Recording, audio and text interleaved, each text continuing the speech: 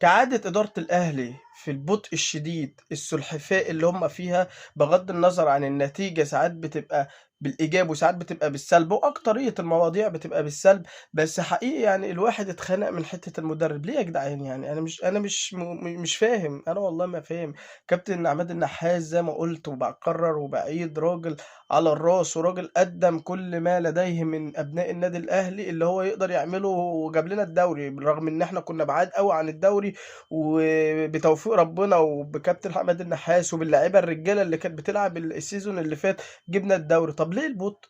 طب يعني احنا السنه اللي فاتت اتاخرنا برضو في الصفقات، قعدنا يعني نولول. عارف انت جماهير الاهلي تولول، جابوا لنا صفقات، جابوا لنا اجنحه، جابوا لنا مش عارف ايه. طبعا النادي الاهلي او كابتن محمود الخطيب انجز تقريبا صفقات من العيار الثقيل، لسه ما حطتش رجلها، يعني لسه ما جوش. هم لعبوا بقى لهم نص موسم اهو، تقريبا داخلين في نص موسم، هم لسه ما جوش حرفيا.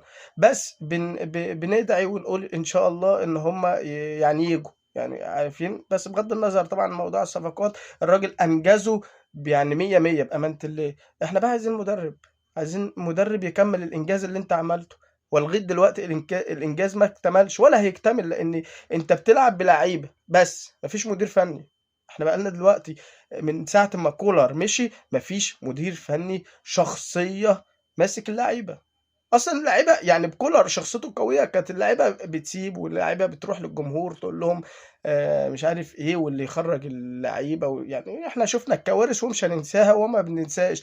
بس بنقول احنا ورا الكيان، والاخطاء يا ريت ما نكررهاش. فيا رب يا رب ننجز في موضوع المدير الفني. احنا داخلين على موسم شاق، حقيقي موسم شاق، بادينه باوحش ما يكون. فيا رب الإدارة تصحى ونجيب مدير فني على مستوى عالي بشخصية قوية وقبل فوات الأوان. السلام عليكم.